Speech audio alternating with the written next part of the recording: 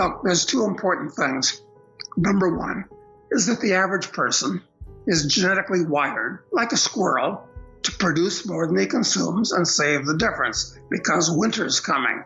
And people will continue to do that. Unfortunately, they're all saving in their national currencies, which are basically pieces of toilet paper, including the US dollar, which is losing value at 10 to 15% per year. So that was one of the good things, that capital keeps accumulating and therefore things get better because of capital accumulation. But maybe that'll come to an end.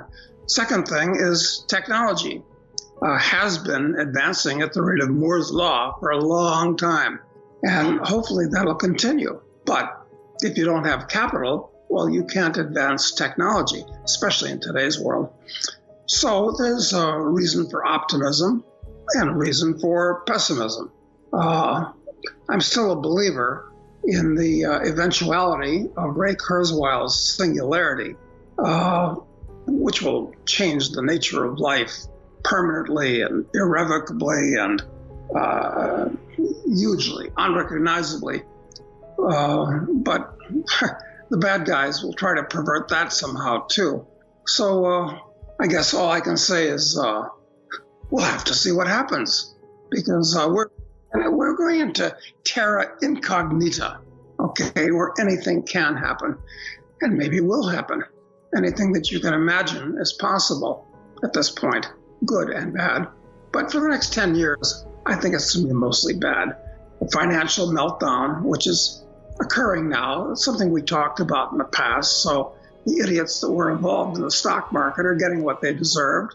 The fools that own a lot of long-term bonds are getting what they deserve. Both of them are just at the beginning of a nasty bear market. Commodities have done pretty well. Another thing we talked about.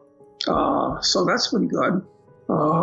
Gold has maintained its value. And as you'll recall, I've been saying for several years that in this area, 1800, 1900, in this area, gold is like reasonably priced.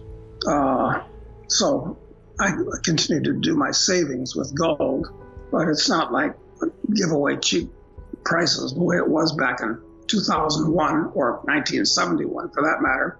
Although I remain a bull on gold and gold stocks, which are very, very cheap relative to everything else. If we could touch one more, something you just mentioned in passing a couple times there is the propensity, kind of the natural bent of humans like animals to work hard and save for the future against hard times ahead. In order to do that, as you pointed out, it's important to know what you're saving with and what you're saving in. Something that's durable, non-perishable is going to maintain purchasing power, and why fiat currencies are not.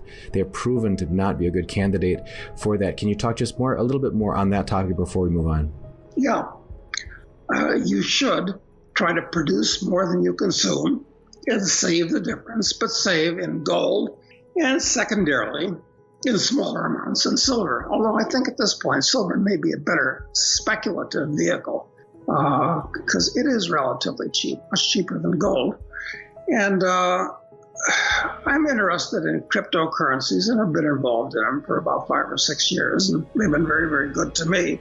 But most of them are crap. There's 18 or 20,000 of them. Most of them are going to go to zero. But I think Bitcoin is going to be fine, and a few others are going to be okay. They've got a lot of advantages as money, and that'll come to the fore as governments in desperation try to digitize their national currencies, which will just make the situation worse from absolutely every point of view. So I'm still a fan of Bitcoin and a very few others. The last time or two we've talked, I'm sure that I've mentioned a lot on commodities from the bullish side, which I am. And as we speak, corn and wheat and soybeans are all pretty close to their all-time highs. And all the commodities, the food commodities, have, they've about doubled. They've reached a new plateau level, so that I'd say that everything from sugar, coffee, cocoa, all of the commodities have kind of elevated to a new equilibrium level. that we're going to look back on. So how bullish am I on food commodities at this point? Well, not as bullish as I was a year ago because they've all doubled. But I'm still bullish, looking to sell puts on them, basically. But that's one thing. So where can you go to hide? Well, look, the higher something gets, the riskier it gets when we're talking about commodities. Because the cure for a bear market is, well, look, high prices are the cure for high prices, okay? Before we continue, help us clicking that YouTube like button and subscribe now to our channel. This shows the algorithm that you valued this information. And it helps us spread that message. Sharing is caring. And now, let's continue. I have bad news for you. If you're not rich by now, you're screwed. And if you're in debt, you're even double screwed. How so, you might wonder? Well, the sad truth is that you're working your whole life to make someone else rich. The mega corporations, the banks, the politicians, everyone is getting richer. They get your money. And what is even worse, they get your time, they get your life. You are not even in a rat race, you're in a financial prison. But what could a solution for you look like? Honestly, I don't know, but I know what a solution for me would look like. It's very simple. I use whatever money I have and I multiply it with 1,000. This could make my life much easier and probably yours as well. If you have $1,000 available and multiply this with 1,000, I believe that this could solve some financial issue for the one or the other. Of course, if you're ugly, you would have to multiply it with much more than 1,000. My name is Marco Stan, and this is what I decided to do. I decided to 1000x my money. This is not a joke. I know what you may be thinking. What is this guy talking about? How should this work? This is not possible. Well, I made a detailed video where I laid out my plan. And some clever folks might even want to look at this plan and copy it and do exactly what I do. This is just a little hint on the side. You have two options. You leave, you forget what you have seen. You do whatever you're doing and you hope that somehow you get some other results. Good luck with that.